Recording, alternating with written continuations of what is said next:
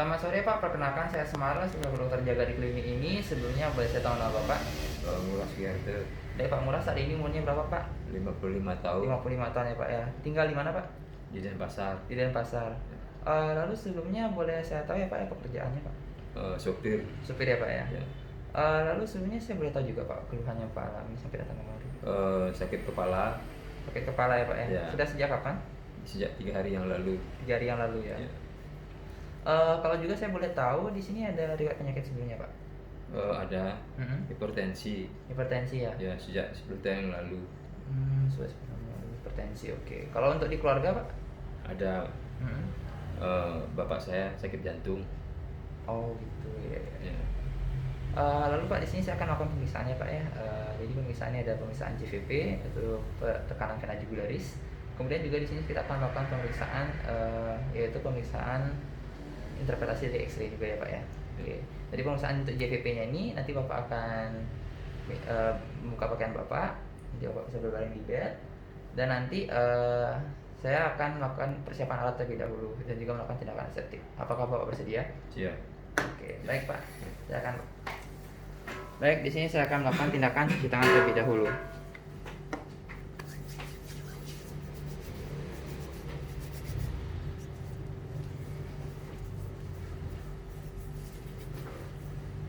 Baik, saya akan mengambil penggaris.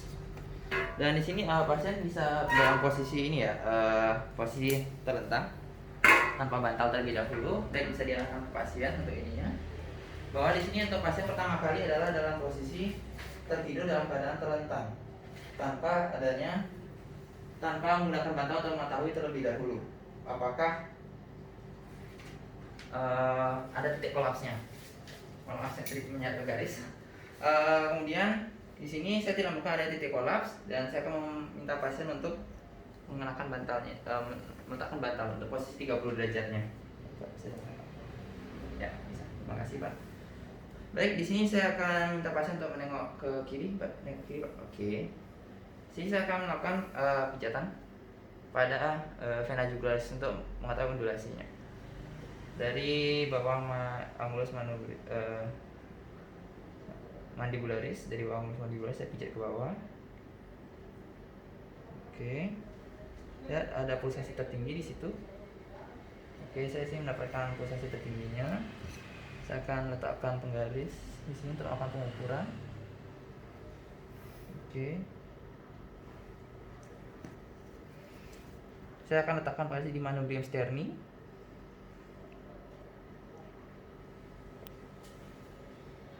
Oke. Baik, Pak, di sini untuk JVP-nya itu adalah 4+5 cmH2O ya Pak ya, itu 9 cmH2O. Untuk normalnya itu adalah kurang dari 8 cmH2O ya Bapak ya. Baik Pak, untuk pemeriksaan JVP-nya ini sudah selesai. Bapak bisa mengenakan pakaian Bapak kembali dan langsung menuju meja pemeriksaannya Pak ya. Kita akan minta berdasarkan X-ray-nya langsung.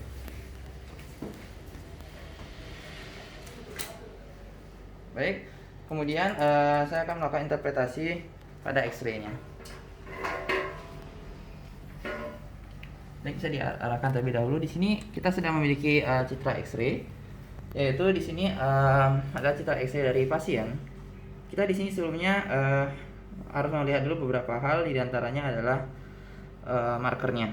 Di sini kita tidak terdapat marker pada citra X-ray-nya ini. Kemudian kita akan memasang terlebih dahulu di light box agar memberikan pencahayaan lebih baik. Kemudian juga di sini untuk proyeksinya kita melihat bahwa ini proyeksi fotonya atau proyeksi citra ini adalah PA atau posterior anterior. Dan juga tidak terdapat identitas berupa nama. Di sini juga tidak ada identitas berupa nama, jenis kelamin, umur, habis itu nomor rekam medisnya, tanggal pengambilan, dan identitas yang lainnya yang menandakan ini untuk identitasnya tidak lengkap. Kemudian juga untuk kita lihat juga dari persyaratan dari proyeksi agar kita bisa melakukan interpretasinya di sini. Di sini kita melihat dari sini ada citra X ini mencakup cavum thoraxnya. Untuk area cakupannya itu ini mencakup cavum thorax yang menandakan cavum thorax dari kedua apex paru dan juga sinus costophrenicusnya. Di sini juga mencakup, jadi ini untuk area cakupannya sudah bagus. Kemudian kita lihat dari simetrisannya, itu dari corpus vertebra thoracalis ini terletak di tengah sendi, itu tengah sendi sternoclavicularis. Habis itu untuk inspirasi kita juga dapat melihat dari selaiga 6 di depannya. Kemudian kita bisa dari selaiga 9-10 pasien di sini sudah terlihat. Jadi untuk inspirasi sudah baik. Kemudian dari pencahayaannya juga dari sinar X-ray ini kualitas cahaya juga cukup bagus. Dilihat dari torakal 1 sampai 4 ini sudah terlihat dengan baik, sehingga untuk ininya bagus. Kemudian kita lihat dari bentuk jantung. Kita lihat dari penilaian bentuk jantungnya ini berbentuk oval, lebih ke ovalan seperti buah alpukat. Kemudian juga kita juga menilai dari CI-nya atau cardiac index dengan melakukan perhitungan untuk menentukan garis sejajar dengan trakea. Jadi trakeanya dari trakea di sini. Lalu diikuti dengan menentukan titik tengah yang kemudian menarik garis dari titik tengah tersebut ke jantung. Jadi titik tengahnya dari trakea ke bawah dan buat 2 garis dari sana. Bagi 2, tarik medialnya tengah, kanan dan kiri, yaitu T1 dan T2. Lalu dimasukkan ke dalam rumusnya, yaitu T1 tambah T2 dibagi dengan DTI dikalikan 100%. Jadi untuk DTI-nya atau DTI ini merupakan diameter transversal dari toraks, diameter transversal toraks bagian dalam. Kemudian juga lalu dari perhitungan ini didapatkan bahwa jumlah itu adalah lebih dari 50% yang menandakan di sini adalah terdapat adanya kardiomegali. Kemudian juga dari pinggang jantung di sini melengkung. Kemudian juga kita bisa lihat dari segmen jantung ini dari ventricle sinistra ini terdapat pembesaran. Dan juga untuk apex cordisnya tertanam. Kemudian juga untuk atrium sinistra dan dextranya itu normal, dan ventricle dextranya itu juga normal. Kemudian juga kita bisa lihat dari knob aorta. Untuk knob aorta pada pasien ini ditarik dari garis sternumnya, kemudian A1 dan A2. Ini kalau dijumlahin tidak boleh lebih dari 4 cm. Di sini untuk rasionya, bukan rasio sebenarnya, sehingga perhitungan sebenarnya tidak bisa dilakukan secara langsung. Dan di sini menandakan terdapat adanya dilatasi aorta. Maka permasalahan biasanya kalau terdapat dilatasi aorta itu adanya aneurisma aorta. Dan juga aorta elongasi, juga terdapat aorta elongasi ini jika ada batas atas aortanya terhadap pertengahan ujung clavicula lebih dari 2 cm. Maksud saya kurang dari 2 cm maksud saya. Terbalik. Kurang dari 2 cm seharusnya untuk elongasi aortanya. Kalau seandainya pertengahan dengan ujung claviculanya itu kurang dari 2 cm jaraknya. Kemudian juga kita bisa melihat dari hilus, bisa digini sebentar ya.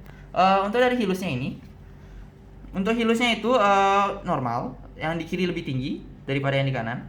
Kemudian juga untuk RDPA-nya normal, itu tidak lebih dari 17 mm atau 1,5 cm, dan juga itu menandakan tidak adanya pembesaran.